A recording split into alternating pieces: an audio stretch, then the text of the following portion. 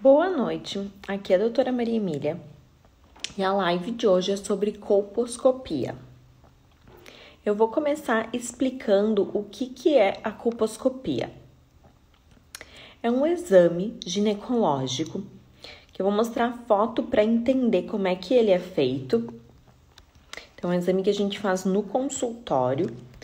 Então, tem aqui a foto do ginecologista olhando através do colposcópio, onde vai colocar o espéculo, que é aquele aparelho que usa para poder visualizar o colo do útero.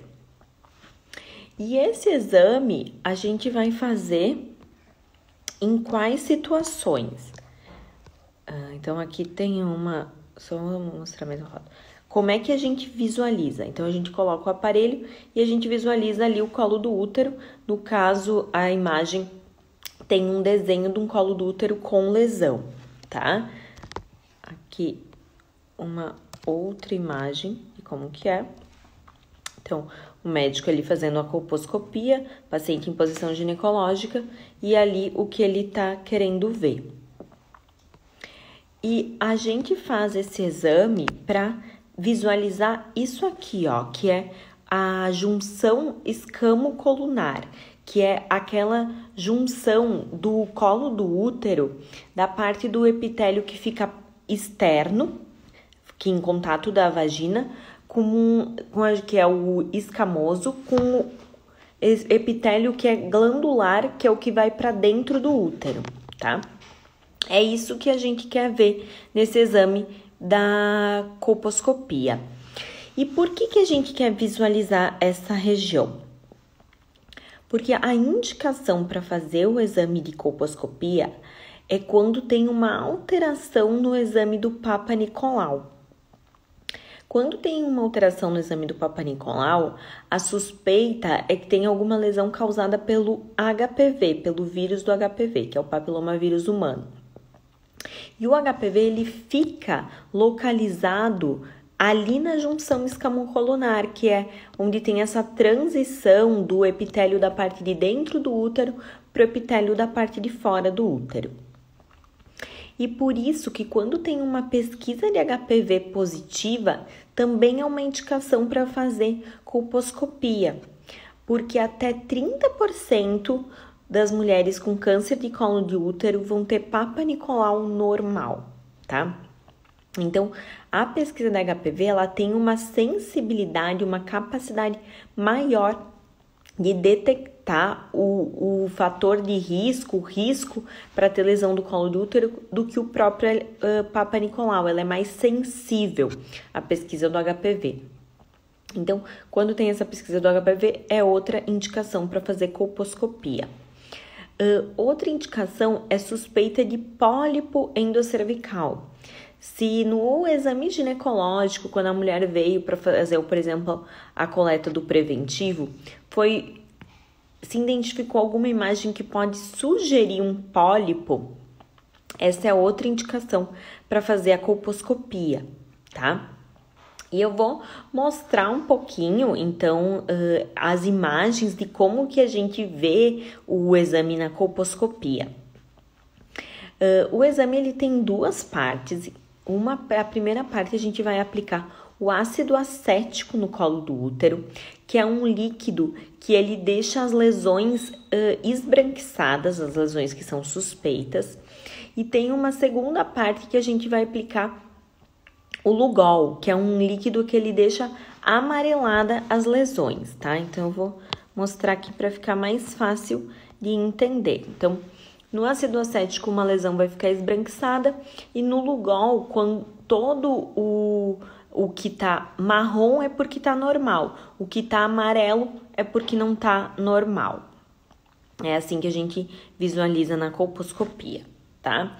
E esse exame, ele serve para identificar onde que a gente vai fazer a biópsia. Então, eu vi ali que ficou branco no ácido acético, que é o primeiro líquido que eu aplico, e confirmei no Lugol e ficou amarelo aquela região que tinha ficado esbranquiçada. Então, se tiver lesão, provavelmente a lesão vai estar ali nessa área e é ali que eu vou fazer a biópsia, tá?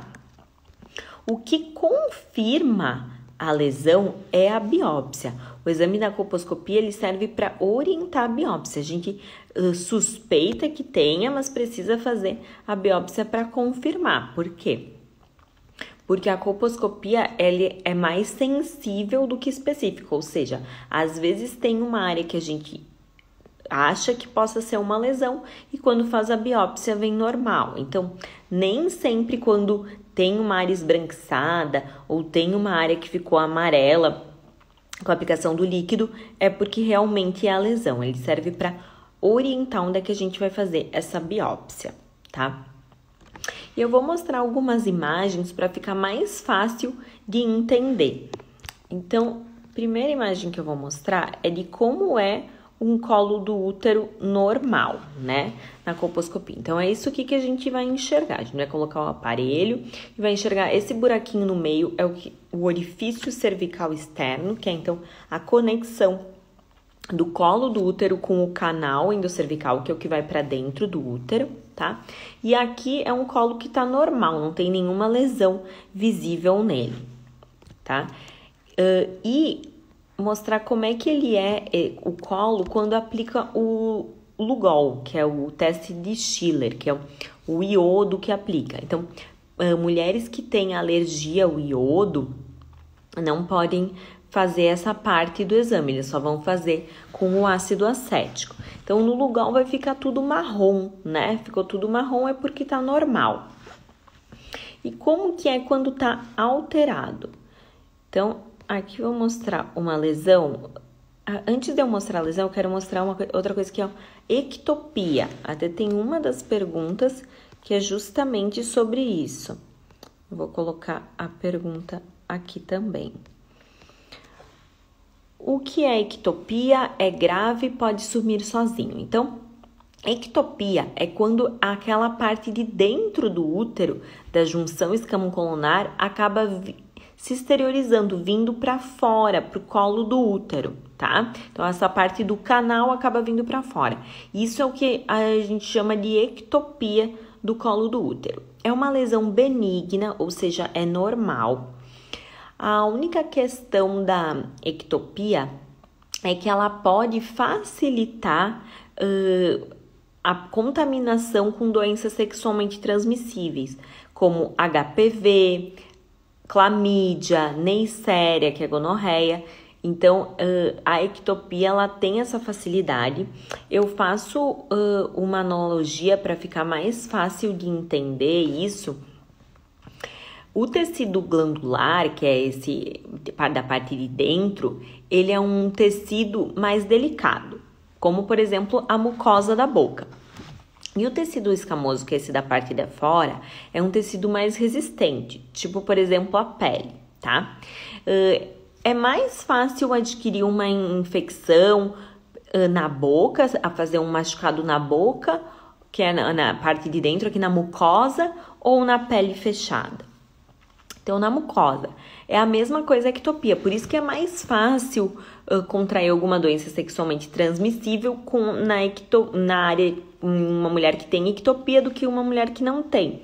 Não significa que uma mulher que não tenha não possa se contaminar, as duas podem, mas é mais fácil. E essa ectopia, ela pode causar sangramento quando tem relação sexual, então quando o pênis encosta ali no colo do útero, pode causar corrimento aumentado. Mulheres que têm sintomas, que têm ou com esse corrimento aumentado, que não é infecção, é um corrimento que é dela mesmo, ou que tem sangramento na relação sexual, o que a gente faz é cauterizar essa ectopia, que é para estimular que esse tecido de dentro se transforme no tecido de fora. Então, esse tecido que é mais de glândula se transforme nesse tecido mais escamoso, tá? E existem algumas condições que facilitam que a pessoa tenha ectopia. Então, mulheres que usam anticoncepcional têm mais ectopia do que as que não usam. Mulheres que fumam. As gestantes é comum ter e depois isso pode regredir, tá?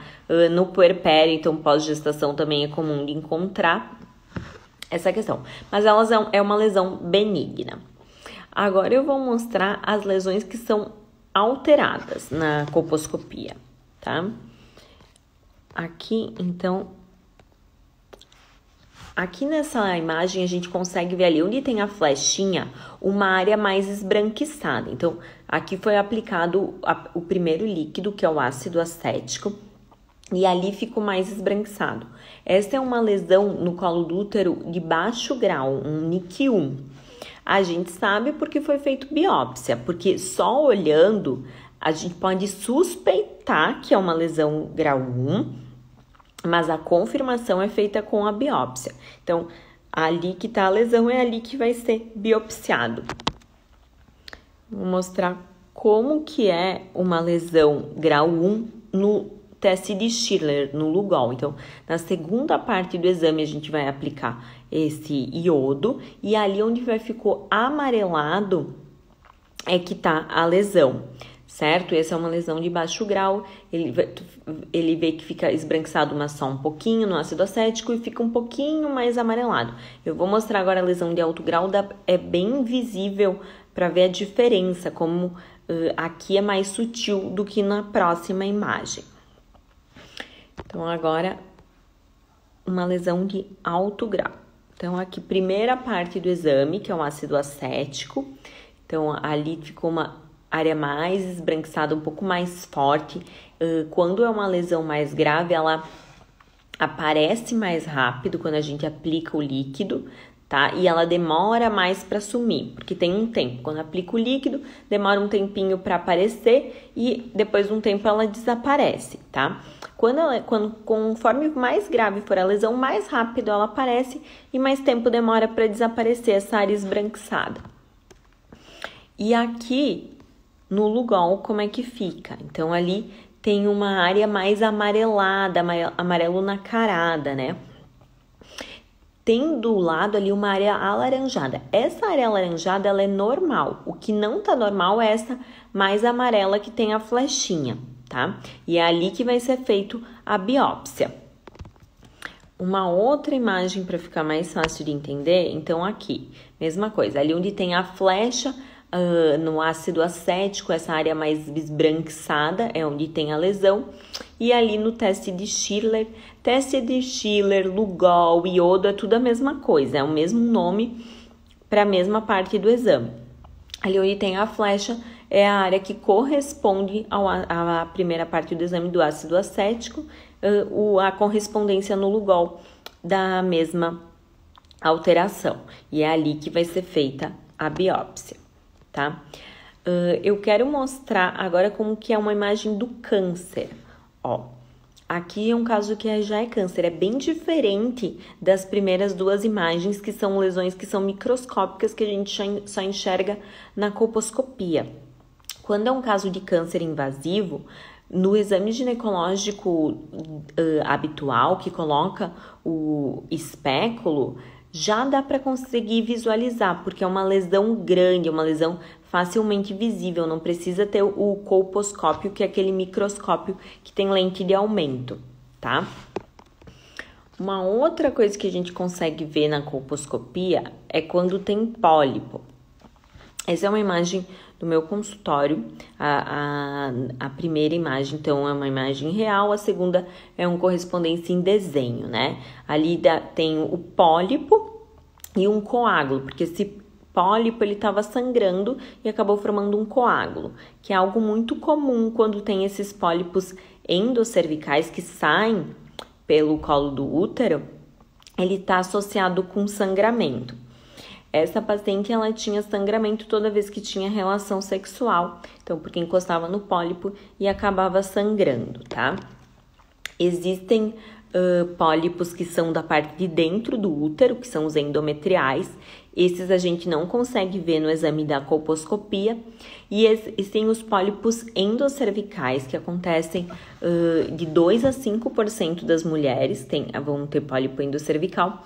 E a gente consegue ver na colposcopia e consegue retirar eles pela colposcopia também. A gente vai lá e consegue fazer a retirada completa do pólipo, tá? As únicas situações que a gente não vai fazer a retirada desse pólipo é se caso for um pólipo que seja muito grande, que possa causar um sangramento aumentado, e daí vai ser necessário fazer isso no centro cirúrgico, tá?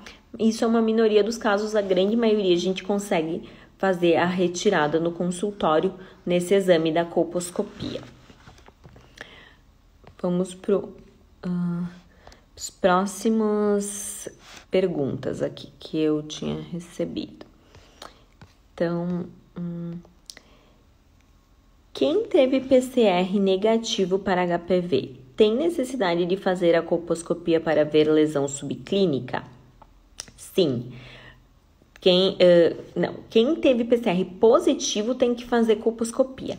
Quem teve PCR negativo para HPV, o PCR é uma pesquisa que a gente vê a presença do DNA do vírus.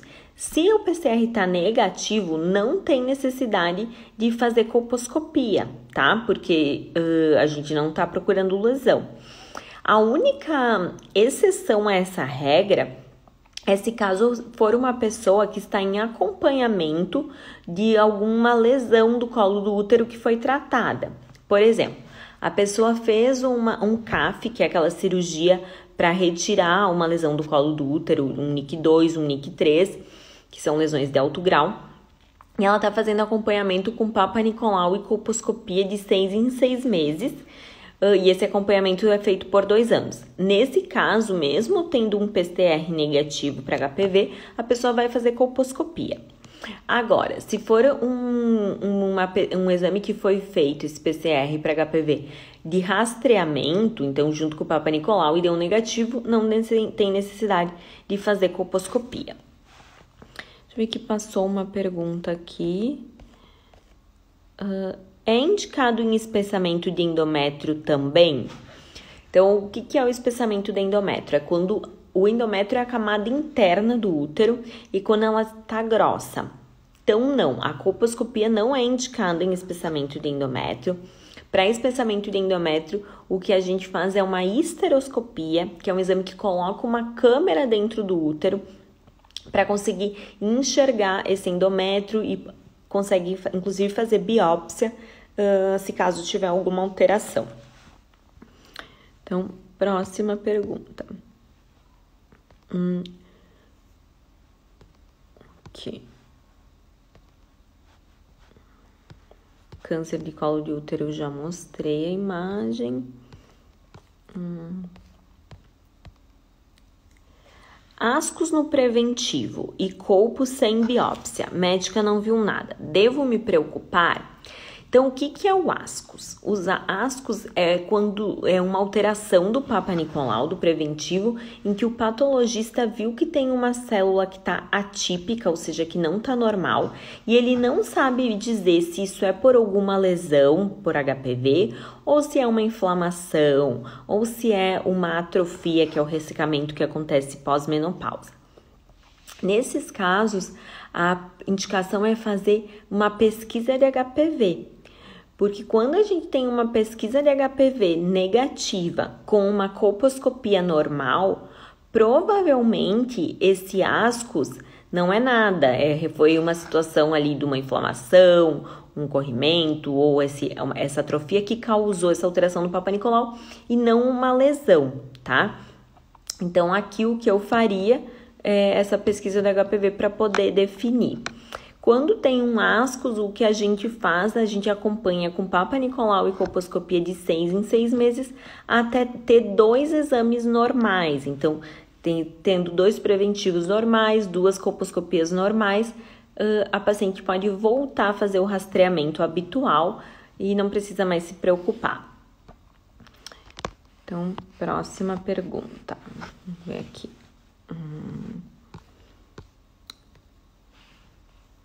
Fui diagnosticada com NIC3 por causa dos hospitais lotados não estão fazendo cirurgia. Fico preocupada. Então, tem que ver qual que é a faixa etária, tá?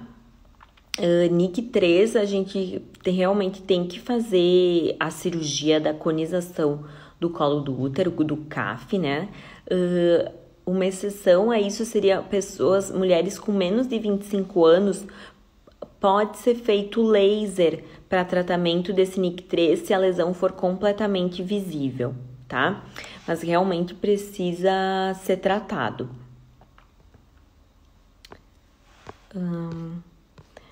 Aqui. Se a colposcopia der normal, ainda corre o risco do preventivo vir alterado? Sim. Principalmente mulheres pós-menopausa, isso acontece. Por quê? Porque aquela junção escamocolunar que eu mostrei ali no começo, que é a zona de interesse, depois da menopausa ou nos anos que antecedem, ela acaba indo para dentro do canal endocervical e fica mais difícil de a gente conseguir visualizar, às vezes não é possível visualizar no exame da colposcopia. E por isso que o preventivo é tão importante, porque como ele é uma escovinha, consegue entrar dentro do canal e captar essas células. Eu tenho um caso de uma paciente minha de 49 anos que tinha uma pesquisa do HPV-16 positiva. O HPV-16 a gente sabe que ele aumenta em 400 vezes a chance da pessoa vir a ter uma lesão de alto grau no colo do útero ou de câncer de colo de útero. Ela tinha essa pesquisa positiva, tinha um Papa Nicolau que vinha alterado, teve um ASCOS, depois teve um AGC, que é uma outra alteração de células glandulares, e a colposcopia normal. E daí o que a gente fez foi um CAF, né, uma conização do colo do útero, e achou um NIC3 nessa conização. Então, quando a gente tem essa discordância do exame da colposcopia com o exame do preventivo, a gente sempre valoriza o pior resultado, tá? E vai tomar a conduta baseada no pior resultado. Então, próxima dúvida. Tem como já saber no exame se a pessoa tem HPV interna ou teria que fazer outro exame? Então, se na colposcopia a gente já visualiza que tem alguma lesão, por exemplo, uma outra indicação de colposcopia é mulheres com condilomas, com verrugas. Se a pessoa tem verrugas genitais por fora, na região da vulva, tem que fazer uma colposcopia, porque pode ter verrugas também por dentro e delas precisam ser tratadas. Então, se eu conseguir enxergar verrugas dentro na vagina ou no colo, eu sei que essa pessoa tem HPV. Se eu visualizo uma lesão no colo do útero ou na vagina, eu vou fazer uma biópsia. A biópsia, vendo com lesão, ela confirma que tem a presença do vírus do HPV. E daí, nesses casos, não precisaria fazer uma pesquisa de HPV. Se tem um Papa Nicolau com alteração, também ele indica que tem a presença do vírus do HPV. E nesses casos, não precisa fazer a coleta da pesquisa do HPV, tá? Lembrando que são coisas diferentes. Uma coisa é preventivo, Papa Nicolau, e outra coisa são pesquisa de HPV. São dois exames que podem ser feitos juntos na mesma coleta, mas eles são exames diferentes, porque o preventivo, ele vê lesão, e o PCR ou a captura híbrida, ele vê presença do vírus. O fato da pessoa ter estar com o vírus, então ter um exame ali de PCR ou captura híbrida positiva, não indica que a pessoa esteja com uma lesão, tá? Na verdade, a grande maioria das pessoas que têm a pesquisa positiva não estão com lesão nenhuma. É uma minoria que acaba desenvolvendo lesão e a gente vai buscar tratar as lesões. A colposcopia é para isso, ela vai identificar essas lesões para a gente poder orientar como que vai ser feito o tratamento. O preventivo, quando ele vem alterado, ele não me diz aonde que está a lesão. Se a lesão está no colo do útero, se a lesão está na vagina, se a lesão está na vulva. É no exame da colposcopia que eu vou conseguir identificar isso para saber em qual local está e poder fazer o tratamento mais adequado. Então, próximo.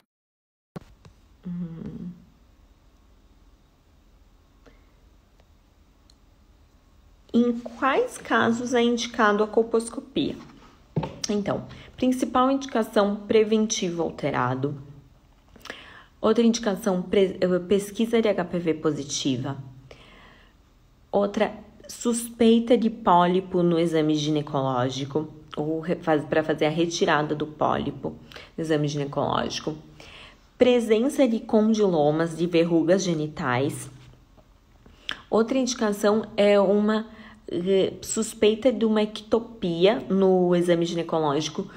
A ectopia é algo que às vezes ela confunde quem tá vendo. O ginecologista que tá vendo coloca o espéculo, vê a ectopia e não consegue diferenciar se aquilo ali é uma lesão ou se é só uma ectopia.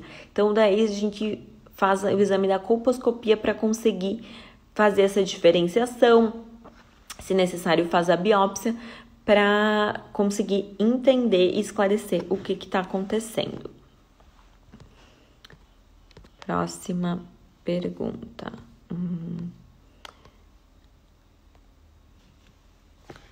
Quando faz conização e dá margens comprometidas, a lesão pode voltar? Sim, pode voltar, tá? Por isso que, inclusive, a gente faz o acompanhamento. Quando dá margens comprometidas, o que significa? Significa que não foi retirado toda a lesão, tá? E existe uma diferença das margens ectocervicais para as margens endocervicais. Ectocervicais são as margens de fora, então são as que têm ali, que estão no colo do útero, na parte externa. Endocervicais são as margens lá de dentro, a que fica no canal endocervical, que é a que vai para dentro do útero. Quando tem uma margem comprometida endocervical, é essa que é mais preocupante, tá? Essa que é mais importante. Nesses casos, o que a gente vai fazer? O primeiro controle dá para fazer em 4 meses após ter feito a cirurgia. E daí a gente vai ficar acompanhando com o Papa Nicolau e colposcopia para ver se vai ser necessário fazer novamente a cirurgia ou não, tá? O que acontece é que quando retira esse pedacinho do colo do útero, depois a região que foi retirada vai ser cauterizado. E às vezes pelo próprio processo de cicatrização do corpo, acaba sumindo a lesão e sem ser necessário fazer uma nova cirurgia, tá? Próxima pergunta.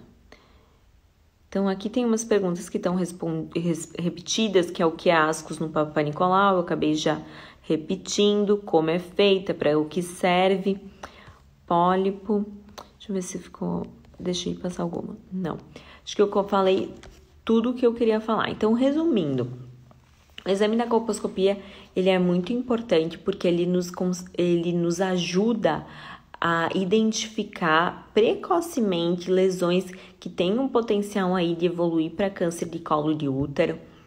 O câncer de colo de útero é um dos cânceres mais prevalentes em mulheres, né? Dependendo da fonte que for pesquisar, vai falar ali que é o terceiro câncer mais prevalente em mulheres. Tem um lugar que fala que é o segundo câncer, depende muito da região. E ele é altamente prevenível, então todos os casos poderiam ser prevenidos se for feito um rastreamento adequado, que é o exame do preventivo para quem tiver disponível pesquisa de HPV com pesquisa de HPV. E quando esses exames dão alterados, a gente vai fazer a colposcopia para conseguir identificar essas lesões e poder fazer o tratamento adequado. Outras 2 situações que a gente também usa o exame da colposcopia é quando a gente vai fazer tratamento do laser, né? Então, tem uma lesão que vai ser tratada com laser. A gente vai usar o colposcópio para conseguir enxergar a lesão, porque como são lesões microscópicas, não dá para ver a olho nu, e poder aplicar o laser, que é esse tratamento que faz tratamento de lesões causadas por HPV, como verrugas, como NIC1, como NIC2 e NIC3, dependendo da faixa etária. Se for mulheres com menos de 25 anos, dá para usar o laser e a gente vai precisar do colposcópio para isso. Outro uso é quando faz cauterização de ectopia. Como eu falei antes da ectopia, a gente faz com que o próprio organismo da pessoa transforme esse tecido de dentro, que é o mais delicado, no tecido mais resistente. Existem várias formas de fazer a cauterização. Uma delas é aplicando o ácido tricloroacético, que vai ser um ácido que vai promover essa reepitelização, essa transformação no novo epitélio. Isso a gente também faz guiado por colposcopia. Então, a gente vai olhar o colo do útero, enxergar onde é que ela tá, essa ectopia, e aí vai fazer a aplicação, tá? Então, outras duas indicações de colposcopia. Eu falei tudo que eu queria falar. Quero agradecer para quem mandou dúvida, quem esteve aqui, participou comigo da live. Essa live vai ficar salva. Quem tiver mais alguma dúvida, pode comentar nos comentários que eu vou respondendo, tá bom? Obrigada.